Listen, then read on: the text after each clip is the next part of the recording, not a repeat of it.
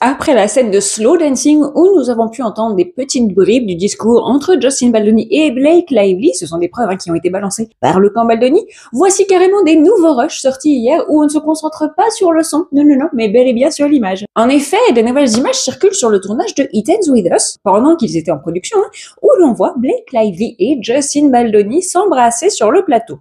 Je vais vous insérer des captures d'écran parce que vous savez que je peux pas vous diffuser le clip, mais évidemment, je vous ferai une republication depuis mes... Pardon, il y a quelqu'un qui fait du trampoline, ça m'a perturbé. Mais évidemment, je vous ferai une republication. En tout cas, ce que je vois, c'est que cela contredit les allégations de Blake Lively, encore une fois, encore et toujours, à l'encontre de Justin Baldoni. Décortiquons cette scène sans plus attendre.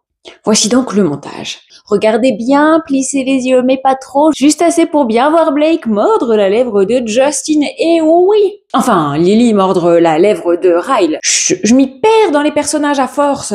Quelle goujatte! Donc on voit qu'ils sont très intimement impliqués dans cette scène de baiser, ça y a aucun doute là-dessus, les deux sont très impliqués. Est-ce que l'un est dans son personnage, l'autre complètement à côté? Libre à vous d'interpréter comme vous voulez. Mais clairement, plissez encore les yeux, c'est pas Justin qui mordit la lèvre de sa partenaire. Non.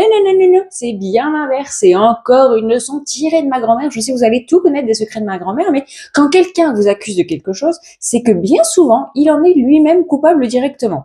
Elle disait ça souvent en commérant sur les gens du village en disant « Ah bah tiens, il accuse sa femme de le tromper celui-là alors que c'est le premier à aller dans les champs avec Simone dès qu'il en a l'occasion. » Bref, vous aurez compris où elle voulait en venir et où moi je veux en venir. Elle, pas ma grand-mère, mais Blake a accusé Justin de l'avoir mordu, lui avoir mordu la lèvre pendant une scène, alors que c'est elle qui l'a fait. Et attention, la chronologie est importante. Oh yeah baby. La raison pour laquelle cette scène est si importante, c'est surtout à cause de la date à laquelle elle a été filmée.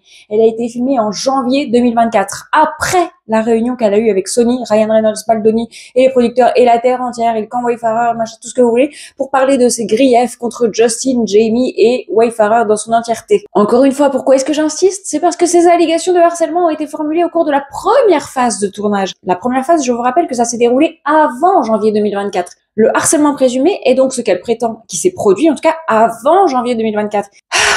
Et les scènes de baiser que vous venez de voir là, elles ont été tournées après janvier 2024. Et même à la fin de la production, ce que l'équipe de Baldoni a présenté dans son dossier, Blake Lively l'a signé en disant qu'elle était d'accord avec tout sur la deuxième phase de production, en disant qu'il s'était rien passé de mal. Je vous résume juste, tellement je trouve ça complètement fou. Donc, elle lui mord très visiblement la lèvre, ou les lèvres, ce que vous voulez. Comme si elle suçait littéralement sa lèvre inférieure. Ce qu'elle l'a accusé de faire, lui, dans son procès initial à elle, pour harcèlement dans la phase 1, quand elle a déposé sa plainte en Californie. Mais en fait, c'est elle qui le fait, et pas dans la phase 1, dans la phase 2.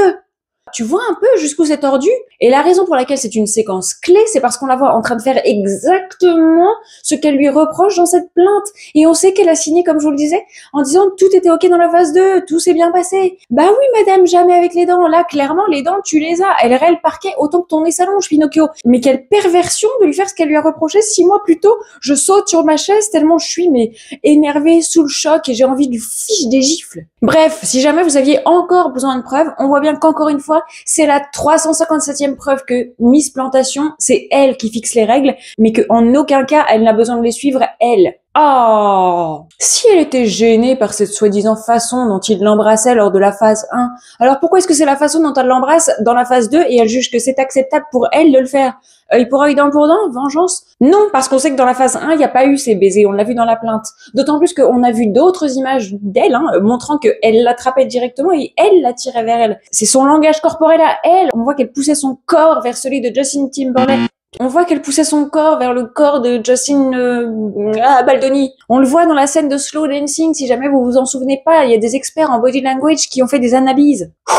Je me calme. Du coup, je me demande, puisque ce sont des éléments sur lesquels elle s'appuyait, sans preuve, juste avec des « non mais je pense que, je trouve que, je dis que », elle s'en servait pour porter plainte pour harcèlement contre lui, est-ce que lui pourrait utiliser ces mêmes arguments, avec preuve, pour porter plainte pour harcèlement contre elle? Évidemment, je pense qu'il ne s'abaissera jamais à son niveau. Jamais. Et Dieu merci, il conserve son intégrité et son honneur. Mais bon sang, mais elle en mérite des gifles, celle-ci.